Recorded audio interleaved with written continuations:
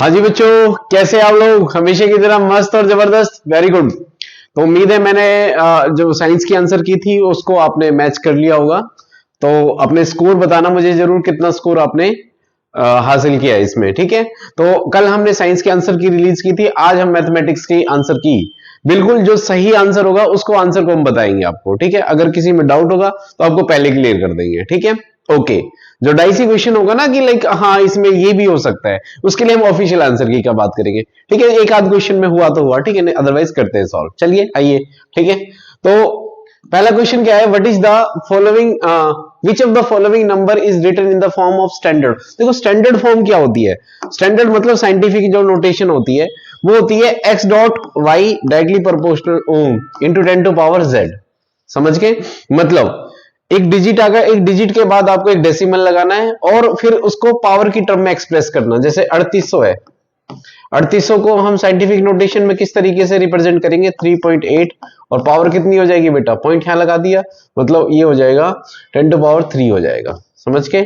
सो ऐसे ही अभी एक नंबर है, ये 83.7 है, नहीं एक के बाद डिजिट लगाना चाहिए, नहीं एक के बाद पॉइंट लगाना है, एक के बाद यस, ये 0.6 है, तो ये आंसर बिल्कुल सही होगा इसमें। क्लियर है बेटा? अदरवाइज ये किस तरीके से लिखा जाना चाहिए था, 6.0 10 टू पावर, एक पावर कम हो जाती 14, इस तरीके से तो ठीक होता है ये। क्लियर है बेटा? ओके, चलो आगे चलते हैं हम। इन पेंटागन, पेंटागन जो होते हैं, पेंटागन का मतलब क्या होता है कि जिसकी 5 साइड्स होती हैं, ठीक है, 5 भुजा होती है, ठीक है। किसी भी जो पॉलीगन होता है, पॉलीगन का मतलब है जिसकी 3 से ज्यादा साइड्स होती हैं, ठीक है, 3 या 3 से ज्यादा साइड, उनका जो इंटरनल एंगल का सम है, जो इंटीरियर एंगल का सम है वो होता है, उसका फॉर्मूला होता है बेटा n-2 इंटू कितना, 180, ठीक है। n मतलब नंबर ऑफ साइड, तो 5 साइड है इसमें, 5-2 इंटू कितना हो जाएगा 180, पॉलीगन है तो कितना आएगा 3 इंटू 180 यानी 540। अगर हम सारी साइड्स, सारे एंगल्स का सम करने की बात करें तो सारे एंगल का सम कितना होगा, 540 होगा हमारे पास, ठीक है। चलो इनका सम कर लेते हैं, सारे एंगल दे रखे हैं ए बी सी डी ई, ठीक है, तो मतलब 5 एंगल दे रखे हैं, तो सबका सम करना पड़ेगा। 2x plus 9 plus 2x plus 1 plus 2x minus 1 plus 2x plus 5 और भी है प्लस 2x माइनस 4, ठीक है, इक्वल टू कितना आ जाएगा बेटा, 540 आ जाएगा, सारे एंगल का सम, ठीक है। अच्छा, तो अब यहां से देखो 2 2 2 2 2 यानी 10x हो गया, ओके, प्लस 9 और एक 10, ठीक है, 10 और 5, 10 और 5 15 हो गए, 9 और एक 10, 10 प्लस 15, 15 में से 5 गए 10, माइनस 10, हाँ प्लस 10, 10x प्लस 10 कैसे आया, देखो ये 4 और एक 4, एक माइनस, ये काट दो ना, ये -5 और ये +5, तो कितना 10 इक्वल टू 540 आ जाएगा। तो 10x इक्वल टू कितना आएगा बेटा, 540 माइनस 10 यानी 530 आ जाएगा। तो यहां से 10x इक्वल टू कितना आएगा, 530 डिवाइडेड बाय कुछ नहीं, x इक्वल टू कितना आएगा, 553 आ जाएगा बेटा। तो x की वैल्यू कितनी आ गई हमारी, 53 आ गई। तो अब किसका वैल्यू पूछ रहा है वो, 2x प्लस 9 का पूछ रहा है, तो 2x की वैल्यू बेटा 53 प्लस कितना 10, तो कितना होगा, 2 पंजे 2 3 6, 2 पंजे 10, 110 यानी 116, 116 इज द राइट आंसर, ठीक है बेटा। नेक्स्ट क्वेश्चन करते हैं। कह रहा है which of the following is the most appropriate feature of the mathematics text book at elementary level. देखो एलिमेंट्री मतलब छोटे लेवल पे बच्चों को हम मैथमेटिक्स सिखा रहे हैं, ठीक है।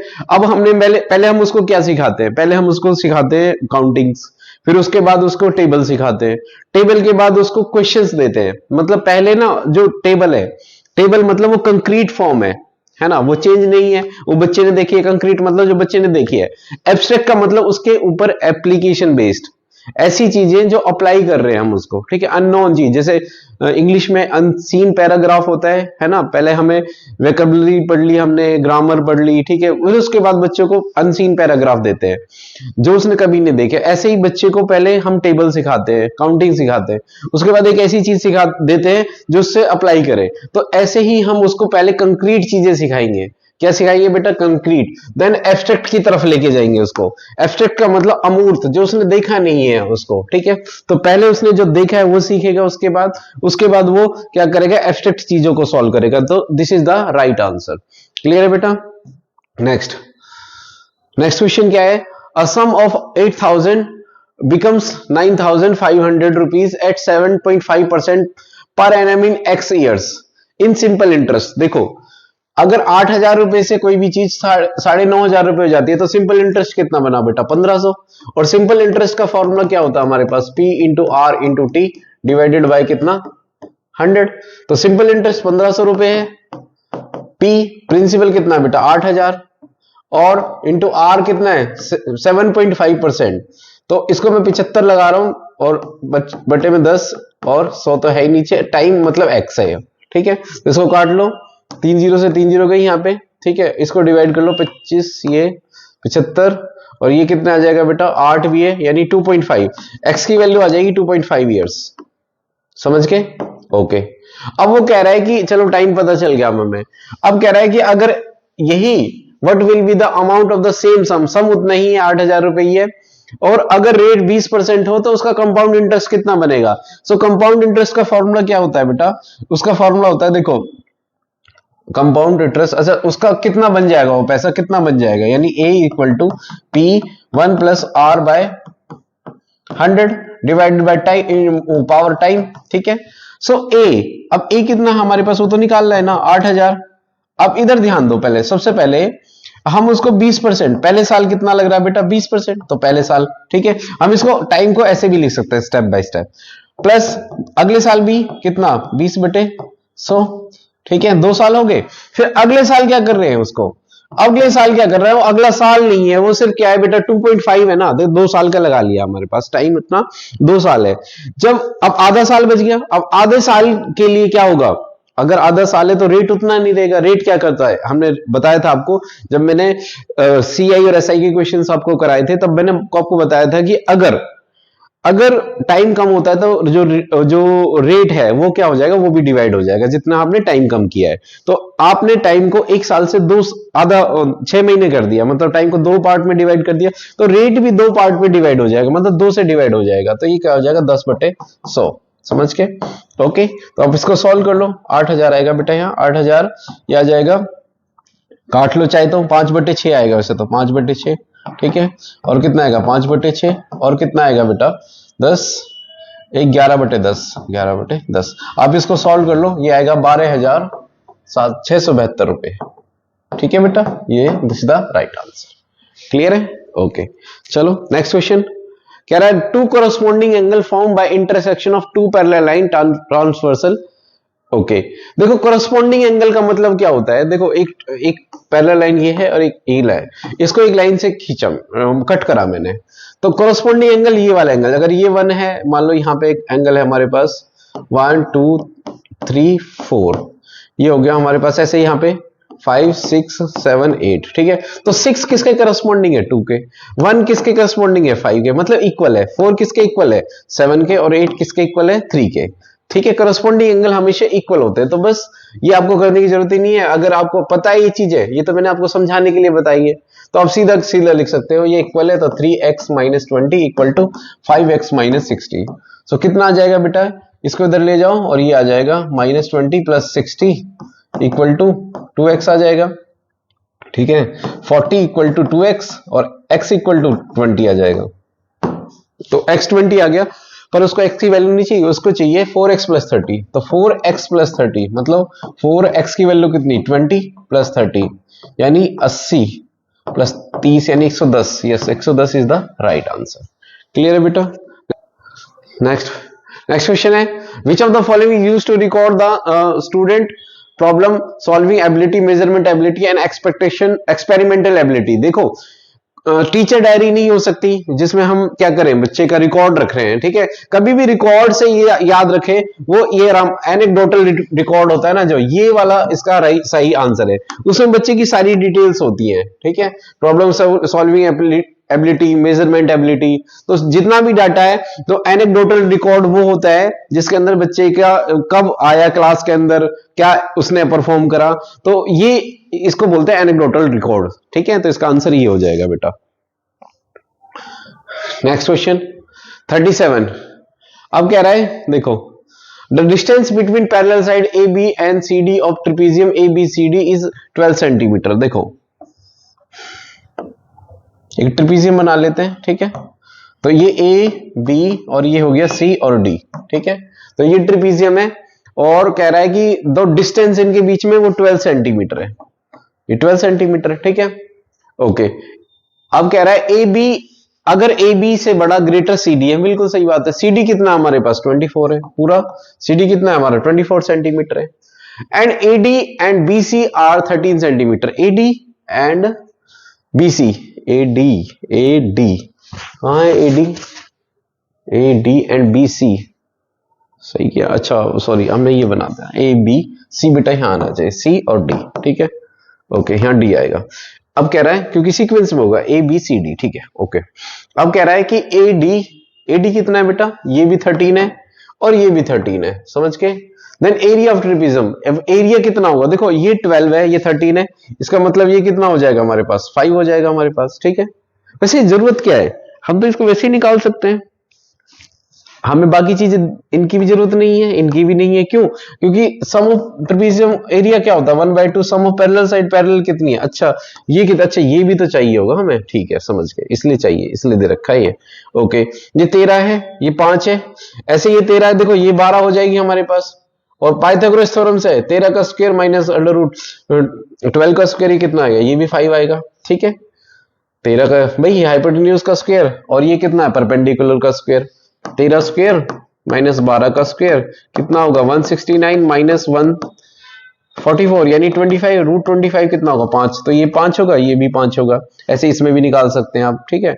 अच्छा ये 5 5 यानी ये कितना हो जाएगा 10 14, तो ये मतलब ये भी 14 हो जाएगा हमारे पास।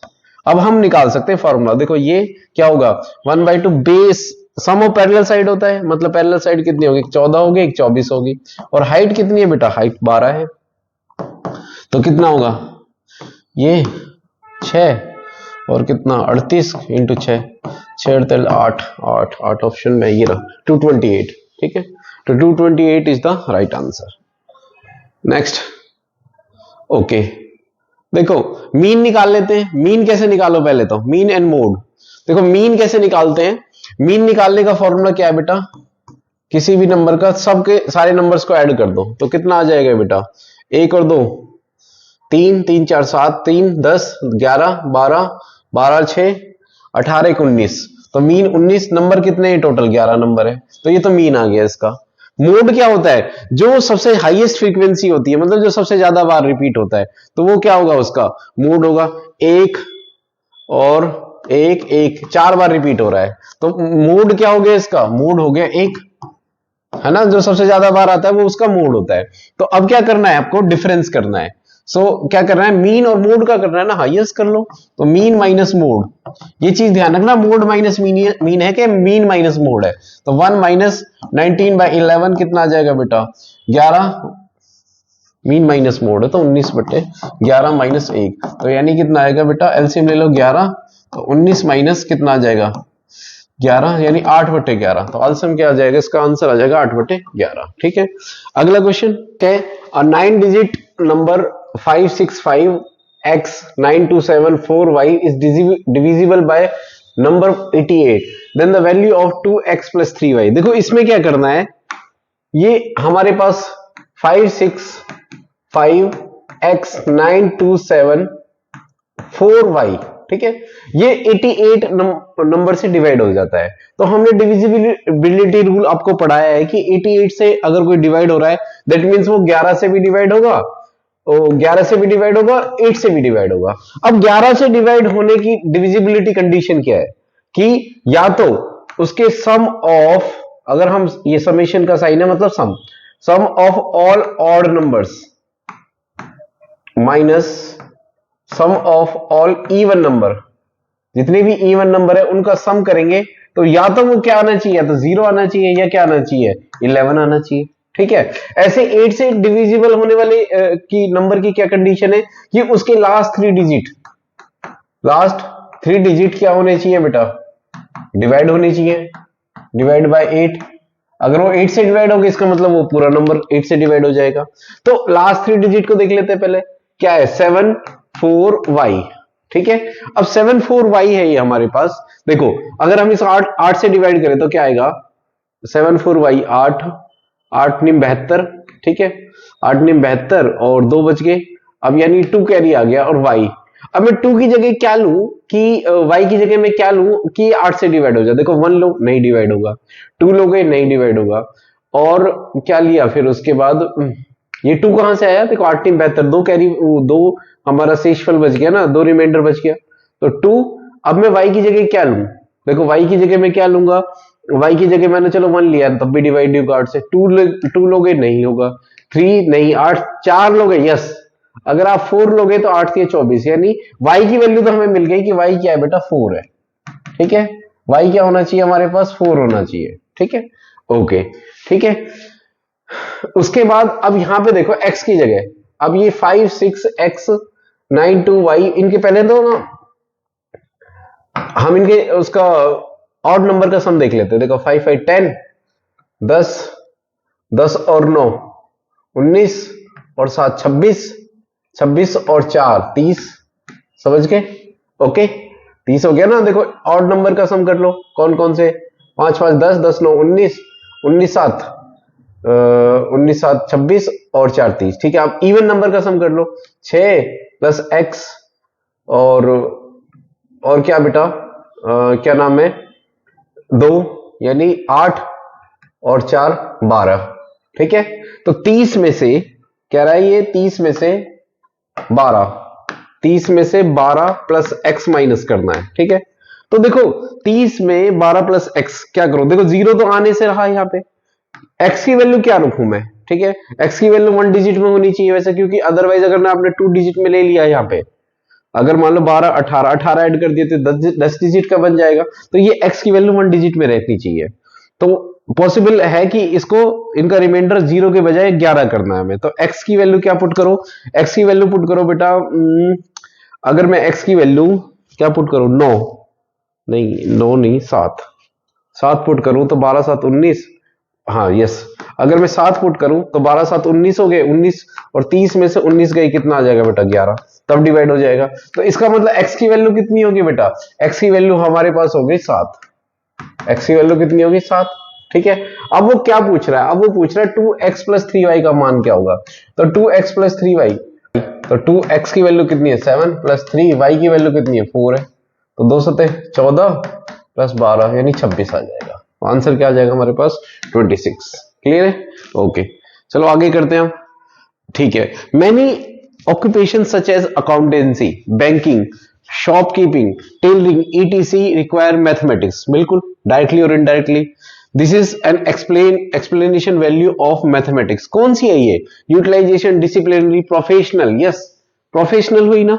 देखो मैथमेटिक्स आप जनरली सब्ट्रैक्शन सीख गए है ना, डिवीजन सीख गए, अब उसका प्रोफेशनली तरीके से यूज कैसे कर सकते हो आप भाई। जिस प्रोफेशन में आप जा रहे हो, मान लो आप मॉल में बैठे हैं या बैंकिंग सेक्टर में आप या बैंकर हैं, ठीक है, या फिर आप दुकान पे बैठे हैं, ठीक है, लाला जी हैं आप, तो आप दुकान पे बैठे हैं तब भी प्रोफेशनल वे से उसको यूज कर रहे हैं। ठीक है, तो इसका सही यूज क्या है बेटा, प्रोफेशनल, ये आएगा इसका सही आंसर। ठीक है, नेक्स्ट क्वेश्चन कह रहा है O is a point line drawn on AB, raise OC OD drawn on the same side of AB। देखो एक लाइन है हमारे पास AB, ठीक है, इसमें एक पॉइंट है O, ठीक है।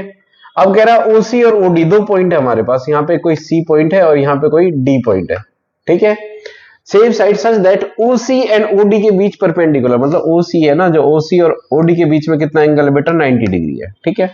हो सकता है भाई AOC AOC ये वाला एंगल कितना है x है, और BOD ये वाला एंगल कितना है बेटा 3x है।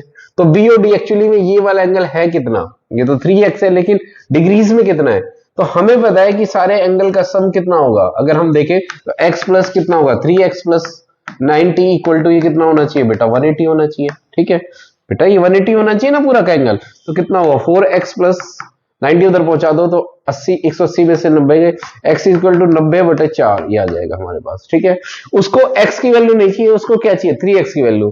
तो 3x की वैल्यू कितनी हो जाएगी, 3x मतलब 3 इंटू 90/4, तो कितने पे डिवाइड हो जाएगा ये चला जाएगा हमारे पास 2 पे। ठीक है, और ये कितना आ जाएगा हमारे पास 45। ओके, तो कितना आएगा 3 पंजे 15 और 3 चौके 12 और 13, 107 यानी 67/1/30। यस, ये हमारा सही आंसर होगा इसका। ठीक है, नेक्स्ट करते हैं आगे। Okay, for teaching addition of integer and the upper primary stage which of the following least useful.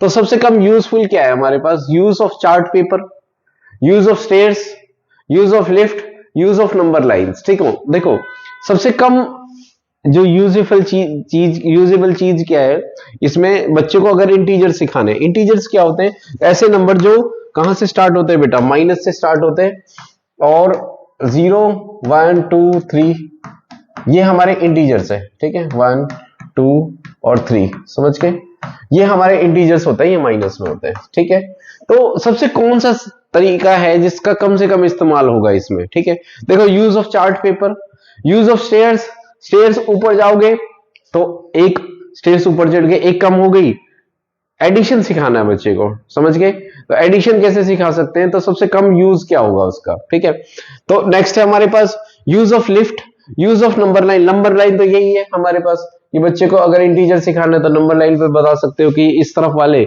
Negative integer है, राइट वाले पॉजिटिव इंटीजर है, तो ये भी है। यूज ऑफ स्टेयर्स, स्टेयर्स में अगर आप एक ऊपर जाओगे तो एक प्लस हो जाएगा, नीचे आओगे तो एक कम हो जाएगा। Use of chart paper, chart paper की हेल्प से भी आप उसको कुछ डिजाइन बना के सिखा सकते हो। ठीक है, यूज ऑफ लिफ्ट, लिफ्ट इसका सही आंसर होगा, क्योंकि लिफ्ट के अंदर आप एडिशन नहीं दिखा सकते कि आप मान लो 3+1 नहीं दिखा सकते या 3-1 नहीं दिखा सकते।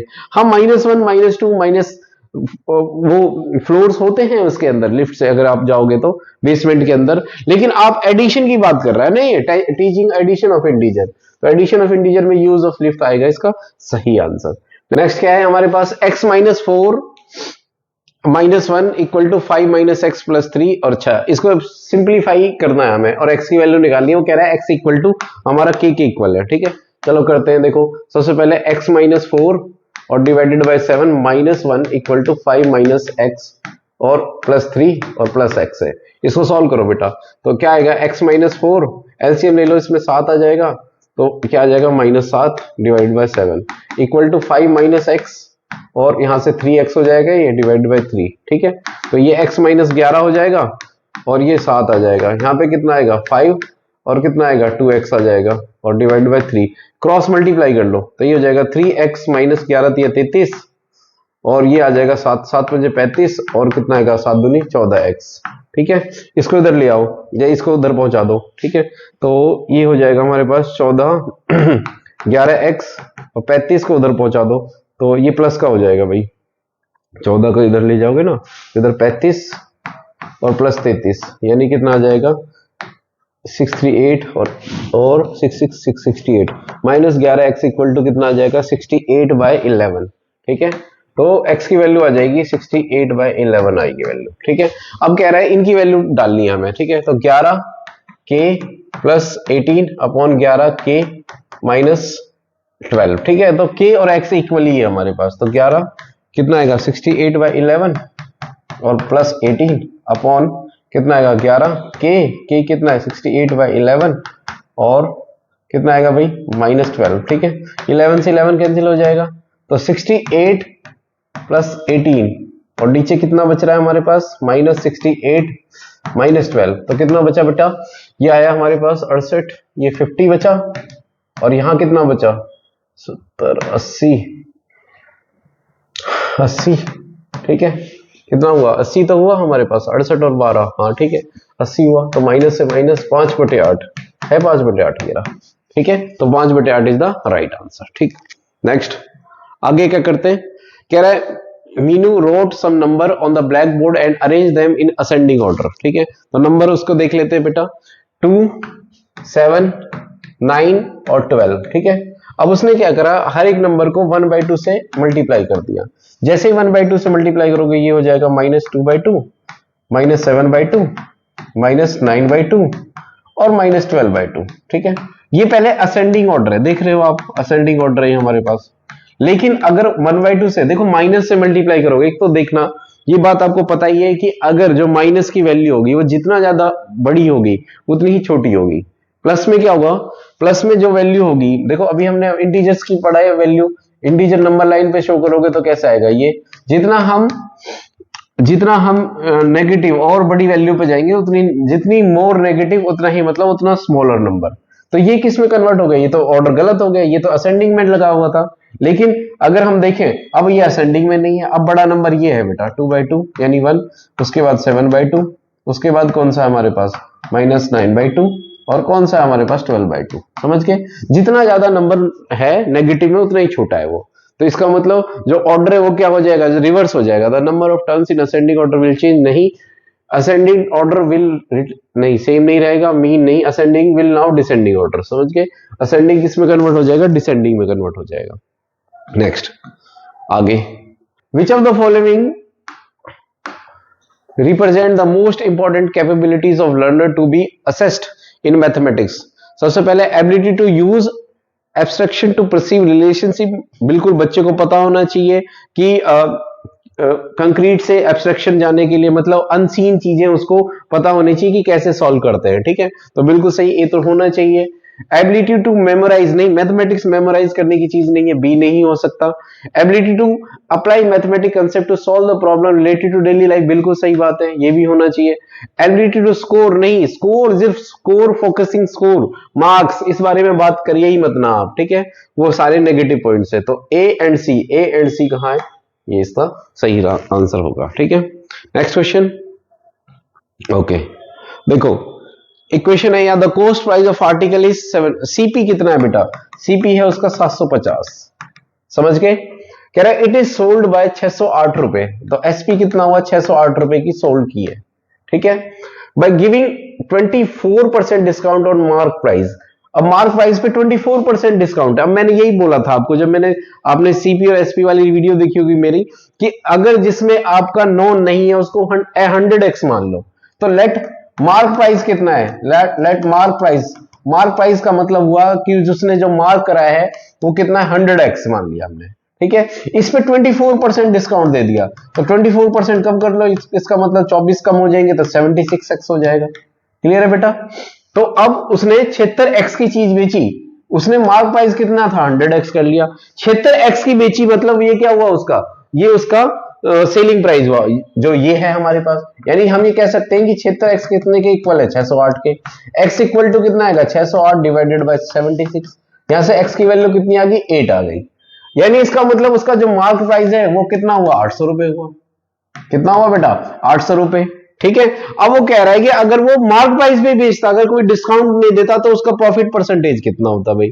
ठीक है, देखते हैं बेटा कितना परसेंटेज होता उसका। तो 800 की बेचता अगर उस चीज को, तो उसका प्रॉफिट कितना हो जाता, प्रॉफिट हो जाता कितना भाई, 750 की खरीदी और 800 की बेचता। अगर वो मार्क प्राइस पे ही बेचता कोई डिस्काउंट दिए बिना, तो प्रॉफिट कितने का होता, 50 रुपए का।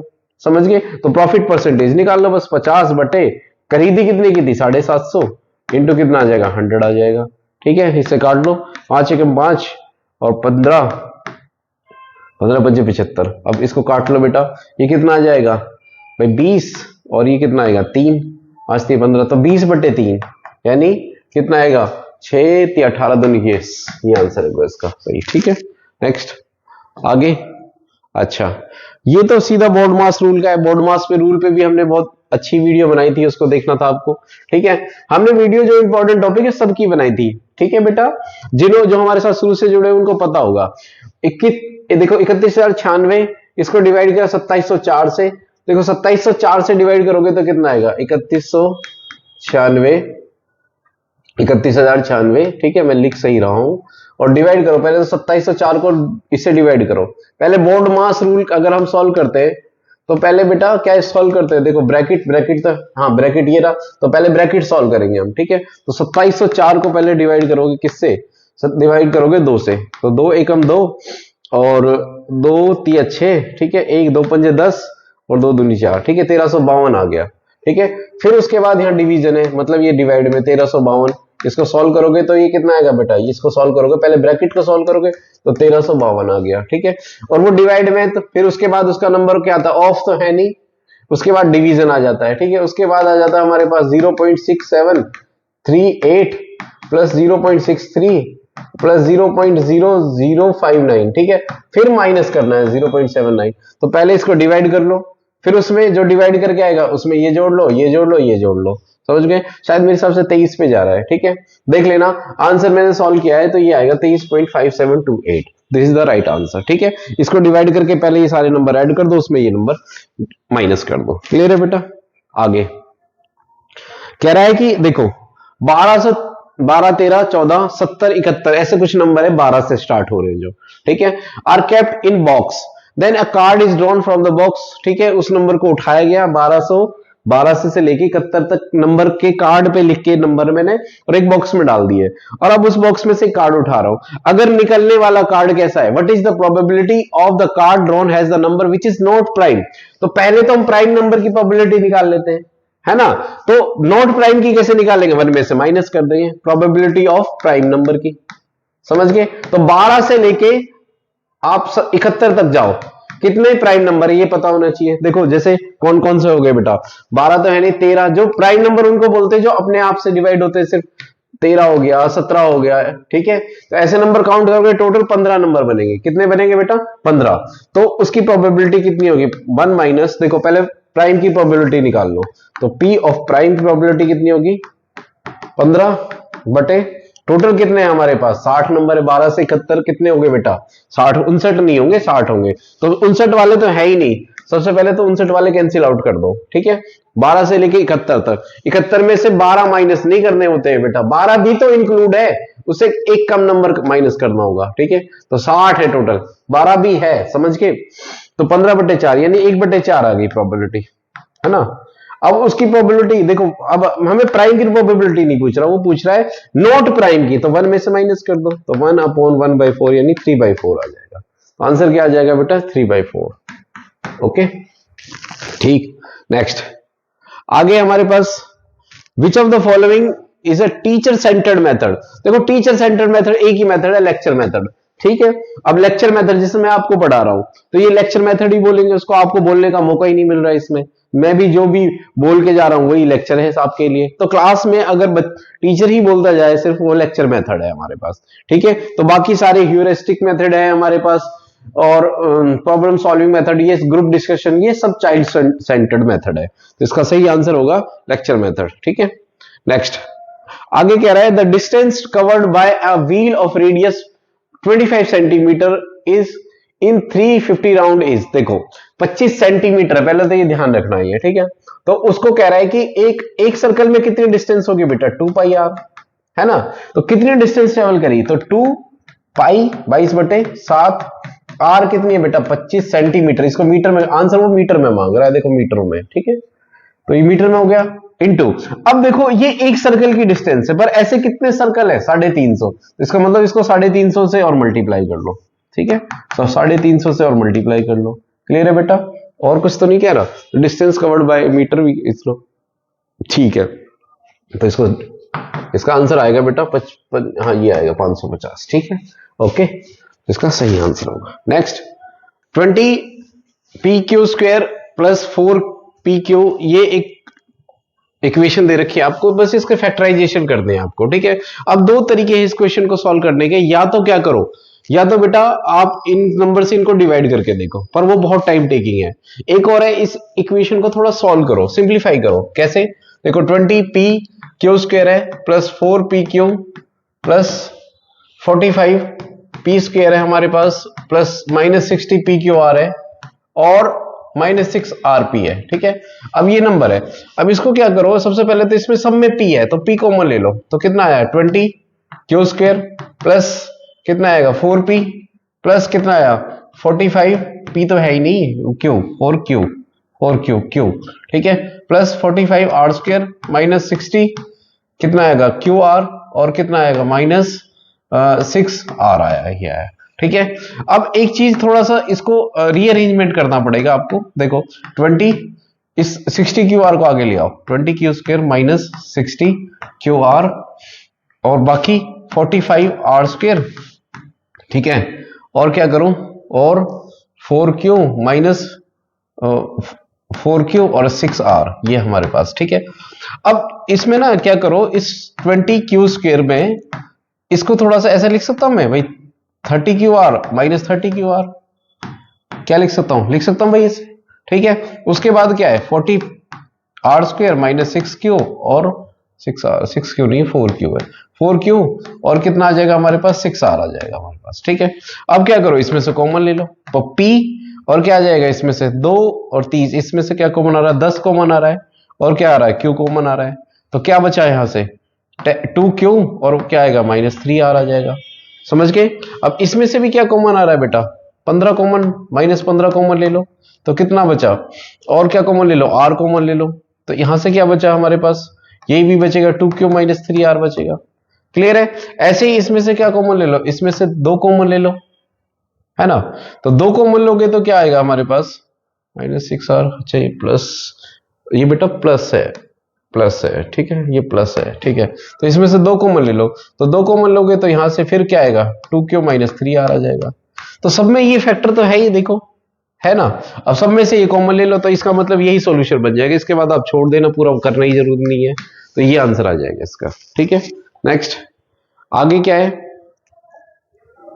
विच of the following statement is the correct about the assessment, assessment के बारे में सबसे करेक्ट, देखो formative assessment is used after the course completion of the two assign the grades, assessment as learning generate the opportunity for the self assessment and the peer assessment, summative assessment helps to know what extent the instructional object have been achieved by teaching as object, नहीं बिल्कुल नहीं, ये दो option तो गलत ही है, ऐसा कुछ नहीं है। summative assessment helps to know extent the instructional objective, teaching as a concept नहीं, बिल्कुल नहीं। Assessment as a learning process, no scope of giving feedback, नहीं ऐसा बिल्कुल भी नहीं है, फीडबैक मिलता है असेसमेंट फॉर लर्निंग के लिए। ओके असेसमेंट का सबसे अच्छा चीज है कि देखो असेसमेंट से पता चलता है कि सेल्फ असेसमेंट, मतलब अपॉर्चुनिटी मिलती है हमें, assessment as a learning generate the opportunity for self assessment and peer assessment, कि बच्चे को कितना, मतलब जब हम पढ़ा रहे हैं बच्चे को, तो बच्चे ने कितना गेन किया उस चीज को, और उसके दोस्तों ने कितना गेन किया, आपस में डिस्कस कर सकते हैं वो चीजों को, कि भाई हाँ आज की क्लास हमें समझ में आई, आज का टॉपिक बहुत समझ में आया, ठीक है। तो इसका मतलब assessment as a learning generate the opportunity for the self assessment, खुद के बारे में भी पता चलता है, और पीयर असेसमेंट और दूसरों के बारे में भी पता चलता है, ठीक है। नेक्स्ट ओके नेक्स्ट क्वेश्चन है, okay on the basis of information give the statement which of the suggested course of a logical follows, Anamika does conceptual error while solving problems on mensuration, ठीक है। Course of action क्या हो सकते हैं उसके, teacher gives a lot of hands on visual practice to Anamika, तो इसके लिए बच्चे को क्या करना चाहिए भाई, teacher gives a lot of hands on and visual practice to Anamika, visual बच्चे को दिखाना चाहिए कि भाई ये पिक्चर ट्राइंगल की है, ये विजुअल प्रैक्टिस नहीं, विजुअल तो नहीं, ठीक है। Teacher provide the scope of discussion while giving the open ended question, बिल्कुल सही, सेकंड ये तो हो सकता है बेटा। Teacher gives a lot of hands on and visual practice to Anamika, देखो ये भी चीज हो सकती है, कंसेप्चुअल एरर कर रही है वो, ठीक है। तो both course of action 1 and 2, तो teacher provide the scope of discussion while giving the open end question, teacher gives a lot hands on visual practice to Anamika, conceptual error है, दोनों चीजें हो सकती है, वैसे मेरे अकॉर्डिंग देखो दोनों हो सकती है इसके अंदर, ठीक है, तो दोनों ठीक हो सकते हैं, ठीक है, वैसे ज्यादा सही ये है हमारे पास। तो देखते हैं, लेट्स सी, इस क्वेश्चन में मुझे थोड़ा सा डाउट है, ठीक है, देखते हैं क्या आता है। आप बताइए कमेंट सेक्शन में आप क्या करके आए और आपके अकॉर्डिंग क्या ठीक है इसका आंसर, ठीक है। नेक्स्ट क्वेश्चन आगे करते हैं। अच्छा, पी क्यू आर एस एक पैरेललोग्राम है जिसमें पी क्यू इतना है, क्यू आर इतना है, आर एस इतना है और ये पी एस इतना है। Then value of 3x + 2y, देखो साइड्स दे रखी है हमें पैरेललोग्राम में, तो हमें ये P, ये Q, ये R और S, ठीक है, हमें पता है पैरेललोग्राम में जो साइड्स है अपोजिट साइड्स क्या होती है, इक्वल होती है, यानी PQ किसके इक्वल है, PQ इक्वल टू है हमारे SR के इक्वल, ठीक है। तो अब सीधा ज्यादा डिस्कस नहीं, सीधा सॉल्व करो, PQ किसके इक्वल लिखना है, PQ लिखना है, PQ किसके टू SR या RS, 25, ठीक है। तो यहाँ से 4x इक्वल टू 24 आ जाएगा, x की वैल्यू 6 आ जाएगी, समझ गए। और किसकी वैल्यू चाहिए उसको, और ये वाली देखो PS equal to Q R है, PS equal to Q R, तो 26 इक्वल टू कितना आ जाएगा हमारे पास, ये आ जाएगा हमारे पास क्यू आर कितना है बेटा 26 है, और PS कितना है हमारे पास 3-1, ठीक है। तो 3y इक्वल टू 27 हो जाएगा, y की वैल्यू 3 में 27, 9 आ गई हमारे पास। तो किसकी वैल्यू चाहिए, 3x प्लस 2y की वैल्यू चाहिए। तो 3x की वैल्यू कितनी होगी 6 प्लस 2y की वैल्यू कितनी होगी 9, तो कितना 18 प्लस 2 दूनी 18, 36 आ जाएगा आंसर, समझ के। Okay next, which of the following rational number lie between, which of the following rational number lie between -7, 10 and 1/4, ठीक है। तो 7 देखो ये नंबर है हमारे पास, ये कितना आएगा -0.7, और ये नंबर कितना है बेटा -0.25, तो मतलब वो नंबर इनके बीच में, इससे तो बेटा आपको पता ही अभी बताया था हमने कि और नेगेटिव, मतलब जितना ज्यादा वैल्यू बड़ी है नेगेटिव में वो उतनी ज्यादा छोटी है, तो इसको इससे ज्यादा बड़ी नहीं होनी चाहिए, ऐसे इसके बीच में लाई करनी चाहिए, ठीक हो। सबसे पहले देखो प्लस वाले तो बिल्कुल नहीं हो सकते, ये 2/3 नहीं, ये तो ज्यादा आएगा क्योंकि दोनों नंबर प्लस में, 0 भी नहीं हो सकता, तो इनमें से आप ऑप्शन है अब इसका, ठीक है। तो इसको करते हैं बेटा, क्या आएगा हमारे पास, देखो सबसे पहले तो ये देखो 5/8, 5/8 कितना होगा भाई 0.8 48, 6 पे जाएगा ये, ठीक है। तो ये आंसर तो आएगा भाई इसके बीच में, ठीक है। उसके बाद -2/3 देख लेते हैं, 3 0.667 करके आएगा, ये भी आएगा इसके बीच में, ठीक है। -3/5 0.6, ये आ जाएगा हमारे पास, ये आएगा आंसर इसका, ठीक है।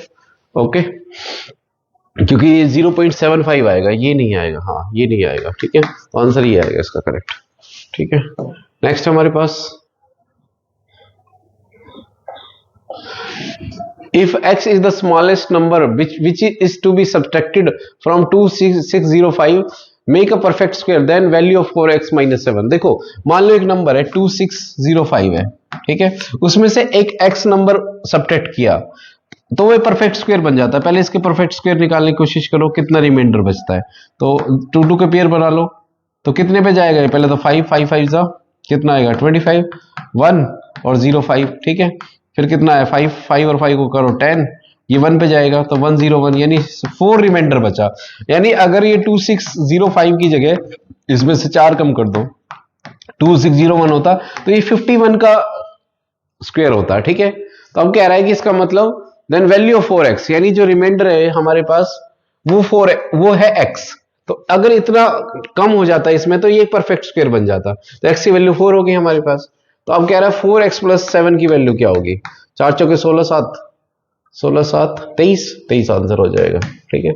नेक्स्ट आगे क्या कह रहा है, a इतना है 3x² माइनस 8b, अच्छा किसकी वैल्यू चाहिए उसको, a plus b plus c minus d equal to PR² minus plus QR plus r, then the value of PQR, ठीक है। P plus Q plus R की वैल्यू चाहिए उसको, तो A इक्वल टू कितना हो जाएगा हमारे पास, सबको पहले ऐड कर लो, तो 3R² 3x² माइनस क्या आएगा 3x²,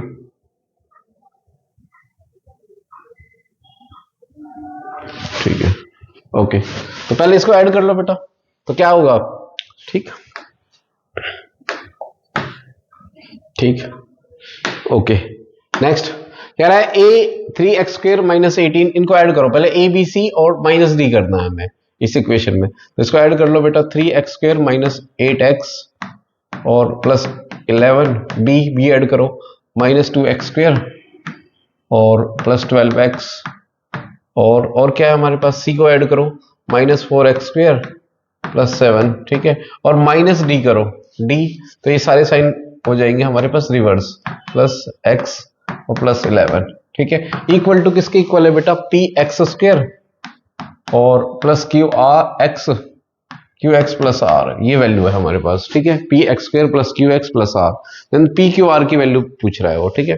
तो चल तो करते हैं, पहले x² को देख लो, 3x² और पहले x², देखो इधर देखो कितना बचा ये एक्स स्क्वेयर भाई माइनस वाले अलग है, 4 और 3 7 एक्स स्क्वेयर में से 4 माइनस 4 एक्स स्क्वेयर आ गया हमारे पास। ठीक है, एक्स को देख लो जरा, एक्स माइनस 8 एक्स और 12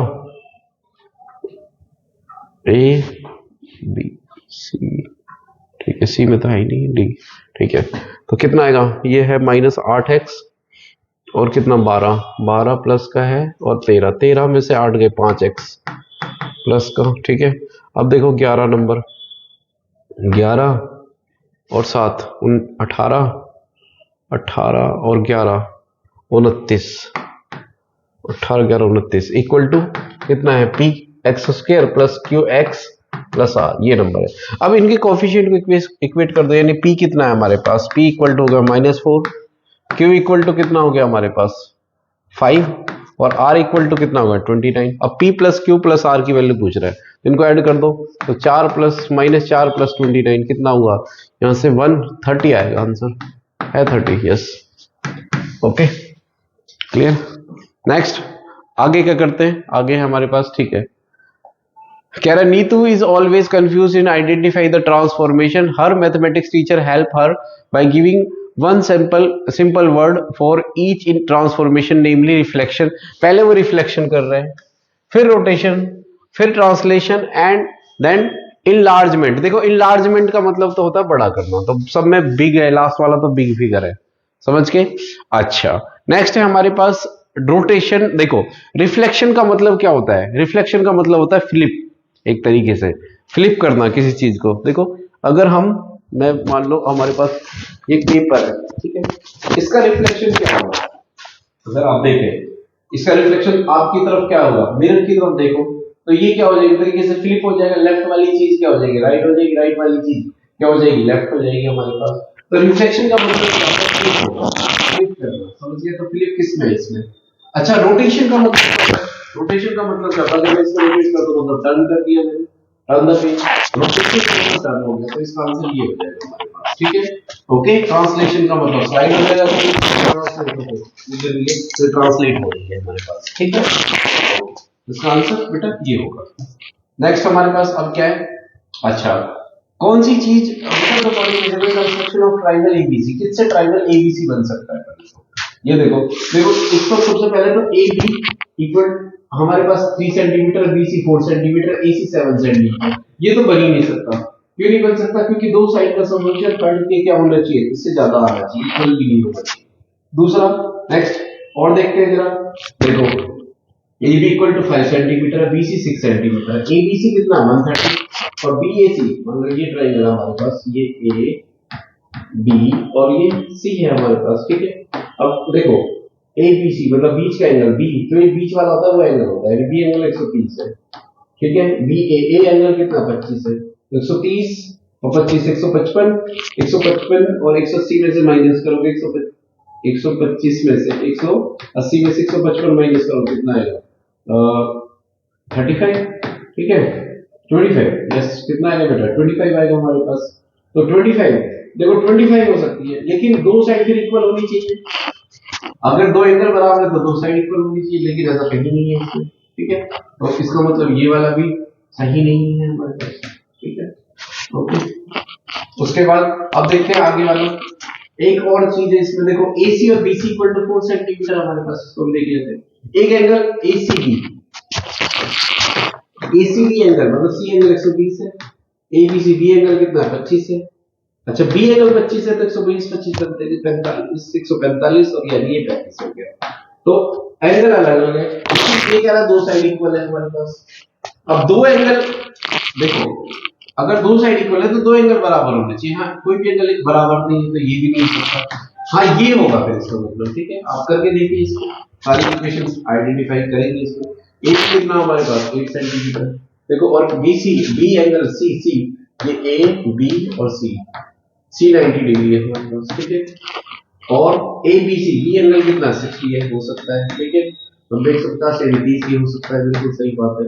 ए बी 8 है, हो सकता है भाई 8, बीसी 4 हो सकता है, तो ये कम ही आएगा, देखो इससे भी है तो से, तो ये आंसर सही है। नेक्स्ट अब आपका लास्ट क्वेश्चन। ठीक है, अब लास्ट क्वेश्चन करते हैं। अ cube of slide 12 centimetre is cut into solid cubes of 4 centimetre each. तो एक सॉलिड क्यूब है हमारे पास, ओके, इसकी साइड कितनी है 12 सेंटीमीटर। अब कह रहा है cut into small solid cubes, इसके छोटे छोटे से क्यूब्स इसमें से कट कर लिए, ठीक है। अब कह रहा है ईच ऑफ साइड, जिसकी साइड कितनी है 4 सेंटीमीटर है ना। What will be the relation between, यानी बड़े क्यूब और छोटे क्यूब की रेशियो कितनी है, वॉल्यूम की रेशियो। अगर हम देखें तो एक क्यूब ये 12 सेंटीमीटर, साइड का क्या रेशियो है बेटा, अगर हम साइड का देखें तो 4 सेंटीमीटर, यानी 3:1 है, ठीक है, 3:1 है इसका। अब कह रहा है what will be the relation of the total surface area of original cube with new total surface area of small cube are form. देखो अब छोटे छोटे क्यूब्स को आप उसके टोटल सरफेस एरिया को ऐड करोगे, वो हमेशा बड़े से ज्यादा आएगा। जैसे कैसे, जैसे मान लो आप मान लो एक बोतल है, हाँ एक बोतल है, जैसे एक बोतल है बेटा, आप इसको कई पार्ट में इसको कट कर दो, है ना, तो इसके हर बेस क्या होगा, हर बेस एक क्या होगा, सर्कल होगा। इसके क्रॉस सेक्शन अगर आप कट करोगे इसको इनफाइनाइट नंबर ऑफ क्या छोटे छोटे पार्ट्स में, जैसे प्याज को नहीं काटते आप, ऐसे ऐसे स्लाइस करते हैं इसके, तो हर एक का पाई आर स्क्वायर होगा, पाई आर स्क्वायर होगा, ठीक है। तो टोटल सरफेस एरिया अगर उसका ऐड करोगे इससे क्या होगा, ज्यादा आएगा, ठीक है। तो सबसे पहले क्या होगा इसमें, the new total surface area will be the price of the original total surface area, okay. New total surface area by third, तो new total surface area will be thrice of the original area, yes ये आएगा हमारा। जो new surface area है बेटा वो क्या होगा, हमेशा पुराने वाले के सरफेस एरिया से क्या होगा, ज्यादा होगा, ये है बेटा, ओके। वॉल्यूम सेम रहेगा लेकिन सरफेस एरिया क्या होगा, क्योंकि बहुत सारे क्यूब्स बनाए और उनके सरफेस एरिया को आप फैला दो, उनके सरफेस एरिया ज्यादा होगा पुराने वाले से कंपैरेटिवली, समझ में आया बेटा। उनको अगर आप फैला दो तो क्या होगा, देखो प्याज है मान लो, उसके प्याज के स्लाइस कर करके आप काटोगे, ठीक है, फिर उनको सजा दो, जैसे प्याज रखी थी तो उसका सरफेस एरिया पहली वाली प्याज से ज्यादा आएगा ना, समझ में आ रहा नहीं। सरफेस एरिया और वॉल्यूम डिफरेंट चीज है, ये ध्यान रखना बेटा, ठीक है। तो इसका आंसर क्या होगा, देखो जो टोटल सरफेस एरिया है वो जो नया वाला है वो क्या होगा, थ्राइस होगा किससे, पहले वाले से। इसका आंसर ये है, ठीक है, कम तो होगा इतना, ठीक है। तो इसका आंसर क्या होगा बेटा, थर्ड होगा, ठीक है।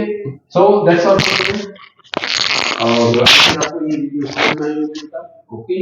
और हमने बेटा इसके अब मैथमेटिक्स के भी सॉल्यूशन लगा दिए हैं, ठीक है। अगर कोई डाउट हो इस केस में तो अगर आप कमेंट सेक्शन में आप राय देना चाहते हैं या कोई क्वेश्चन में आपको लग रहा है कि नहीं सर इसका आंसर ये होना चाहिए, आप बिल्कुल श्योरली आप कमेंट सेक्शन में दे सकते हैं। थैंक यू, ओके, मिलते हैं जल्दी नेक्स्ट वीडियो में, थैंक यू सो मच।